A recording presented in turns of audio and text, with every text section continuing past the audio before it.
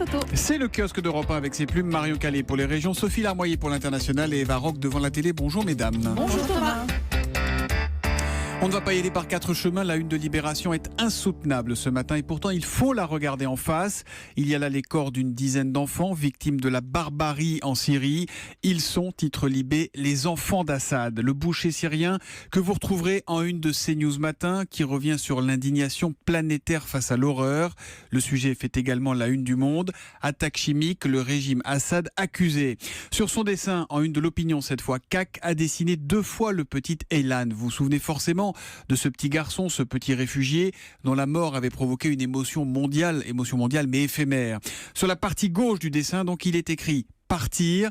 Aylan est face contre terre sur le sable de la plage turque où il a été retrouvé. Sur la partie droite du dessin, il est écrit rester. On retrouve Aylan, même position, même short bleu, même t-shirt rouge, même destin tragique, sauf qu'il est mort cette fois dans sa chambre d'enfant syrien anéanti par la guerre. En quelques traits de crayon, CAC nous renvoie à notre coupable impuissance et réveille notre vaine colère. Bien sûr, vous trouverez aussi votre lot de une sur la présidentielle. Ce matin, le Figaro nous explique que les réseaux sociaux sont au cœur de la bataille et nous raconte le pataquès autour du non-débat de France 2.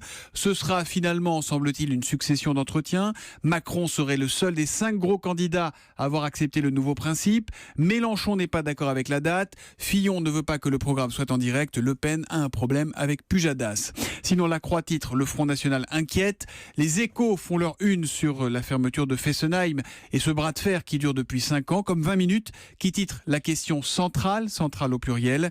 Et moi, j'avoue, je n'arrive pas à m'enlever Aylan de la tête ce matin. 3-1 dans la presse quotidienne régionale, Marion Calais. Eh bien, justement, une ville sur les nerfs dans les dernières nouvelles d'Alsace, Fessenheim, en ce jour de vote du conseil d'administration d'EDF. Une ville où les habitants ont l'impression d'être sacrifiés par la promesse présidentielle de fermeture.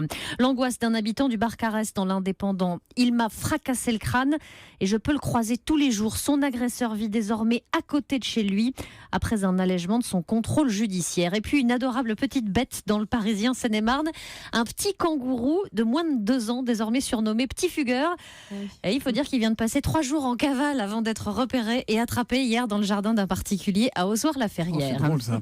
L'histoire du jour, Marion, c'est le revers de la médaille. Et pourtant, elle est en or, la médaille que la véliplanchiste Charline Picon a décrochée à Rio. La jeune femme vient de signer une tribune sur Internet et s'exprime ce matin dans Sud-Ouest pour lever le voile sur le quotidien de certains athlètes qui, comme elle, même pas 8 mois après les Jeux, ont sorti les rames pour se lancer vers la prochaine Olympiade. Aujourd'hui, paradoxalement, elle dit avoir moins de partenaires qu'avant les Jeux. L'un, explique-t-elle, a pris ses distances quand il a su que j'étais enceinte. Et la jeune femme de pointer le gouffre qui sépare les athlètes médiatisés comme le boxeur Tony Yoka et les autres. Et c'est pour cela qu'elle parle. Exemple à la clé, comme ce médaillé qui se demande même s'il ira à Tokyo, faute de moyens, ou ce jeune champion olympique qui s'est vu refuser un prêt de voiture et à qui l'on dit pour sa préparation qu'il doit continuer à se débrouiller tout seul. La vie dorée après les Jeux, estime Charline Picon, un brin désabusé. C'est peut-être vrai pour 5 athlètes. Charline Picon, on s'en souvient que sa planche à voile, c'était formidable comme moment fort de ces JO à Rio l'été dernier. Vous le précisez, c'était vraiment l'été dernier, c'était hier.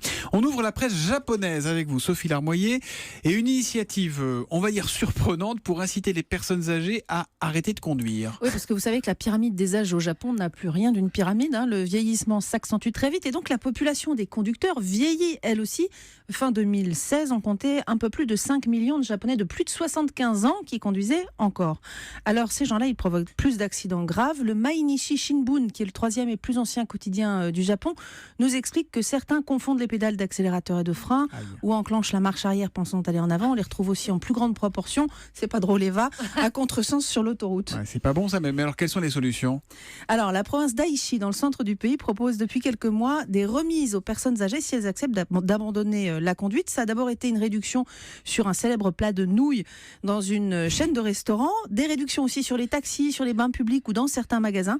Et là, depuis le 1er mars, le japonais du 3e âge qui rend son permis peut obtenir moins 15% sur le coût de ses funérailles. Non. Si, la préfecture a passé un accord avec une chaîne de pompes funèbres, moins 15% valable dans les 89 maisons funéraires En de même la temps, région. si les pompes funèbres veulent que le business continue, il faut les laisser en voiture. Hein. Mais ça va marcher, ça, ou pas? Ça marche déjà dans la préfecture d'Osaka qui l'a expérimenté avant. Le taux de retour de permis a bien augmenté. À Tokyo, autre incitation, la police remet à l'ancien qui renonce au volant une carte, une sorte de diplôme en remerciement de toutes ces années sur les routes. Et cette carte permet de payer moitié moins cher dans les transports en Ça, commun. c'est mieux, plutôt déjà. malin. C'est une bonne idée. Voilà, au Japon, il faut savoir que la loi dit qu'un conducteur âgé doit faire renouveler son permis tous les 3 ans. Et ce jour-là, il doit suivre un cours de 2h30 censé l'alerter sur sa dangerosité potentielle. Il passe aussi un test de mémoire de 30 minutes. Et si le test n'est pas concluant, direction le médecin qui peut décider de suspendre le permis de conduire. Ils sont nombreux à rendre leur permis de conduire. L'an comme ça, dernier, 160 000 l'ont fait volontairement, donc c'est pas rien. Ah, c'est pas rien. Étonnante trouvaille de Sophie Larmoyer dans la presse japonaise. Étonnante trouvaille là encore, mais on parle de télé, en tout cas d'écran. Eva Rock, c'est Serge le Mito, qu'on peut voir sur le site de Canal+, donc canalplus.fr, ou sur la chaîne YouTube, Oui, c'est ça? parce que c'est un programme court qui, à défaut d'être très regardé sur Canal+, est vraiment plébiscité sur le web, plus d'1 million de vues à chaque sketch. Alors Serge, c'est l'histoire d'un J'adore mec... ce nom, Serge le Mito. Oui, ouais, ça me fait penser à vous, je sais pas pourquoi. Serge, c'est l'histoire d'un mec qui invente des histoires, mais alors des très grosses histoires, qu'il raconte notamment à Huguette, qui est une vieille dame.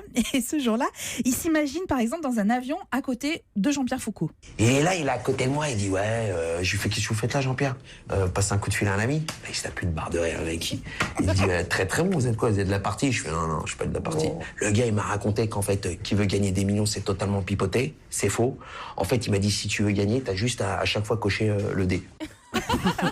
Et alors, c'est parti pour 5 minutes de logorée improbable. Hein. Ça part dans tous les sens. Le pilote lui a évidemment confié les commandes de l'avion et lui demande d'atterrir. Atterrissage réussi dans un champ à côté de la place de l'Étoile de Paris. Il n'y avait personne de mort.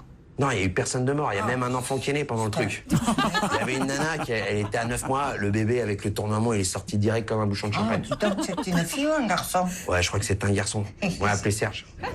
Serge, tu es un héros. Non, je suis pas un héros. Pas, en tout cas, officiellement, je suis pas un héros. Ils m'ont donné une petite mallette avec 50 000 euros. Ils m'ont dit, voilà, c'est quand bien. quelqu'un sauve un avion, voilà, il faut savoir un truc. Mais tu le saches, Huguette, si demain tu sauves un avion, demain, t'as une petite mallette. Voilà. Alors, en résumé, Serge, il a emballé Rihanna, il a largué Scarlett Johansson, il a arrêté l'école parce qu'il était meilleur que les profs et il a joué avec Joey Starr quand il avait 14 ou 13 ans, ça dépend, il s'en souvient plus vraiment. En fait, Serge, c'est surtout le génie de Jonathan Cohen qui est à l'origine de cette série avec Kian Kojandi, créateur d'un autre format court à succès qui s'appelait Bref. Le D'accord. comédien est un champion de l'improvisation parce que ce que vous venez Parce qu'il d'entendre, improvise, c'est hein. de l'impro. Il parle Incroyable. pendant des heures pour ne garder entre 5 et 8 minutes C'est un peu comme maximum vous, de quoi. délire. Ouais, exactement. C'est un vent de folie réjouissant. S'il y a un sketch que vous devez regarder, regardez celui où où il parle de Louis XVI et ça commence comme ça. C'est clair, là, avec ma rhum, là, on a fait l'arbre généalogique de la famille. Je suis le descendant direct de Louis XVI. Le roi? Bah, évidemment. Bah, le frère de Damien XVI, frère. Bah, ça s'appelle Serge le Mytho. Exactement. C'est gratuit sur la chaîne C'est YouTube. gratuit, bien C'est sûr, ça. bien Et sûr, sur le bien site sûr. canalplus.fr. Après, il y en a avec Laïla Bekti qui est pas mal non plus. Il hein. est extraordinaire. Mais ils sont tous bien. Ouais. Ils sont tous Et bien. alors, celui avec Leila Bekti, vraiment regardez-le jusqu'au bout parce qu'il y a un rebondissement à la dernière seconde. Eh ben, on regardera ça. Anissa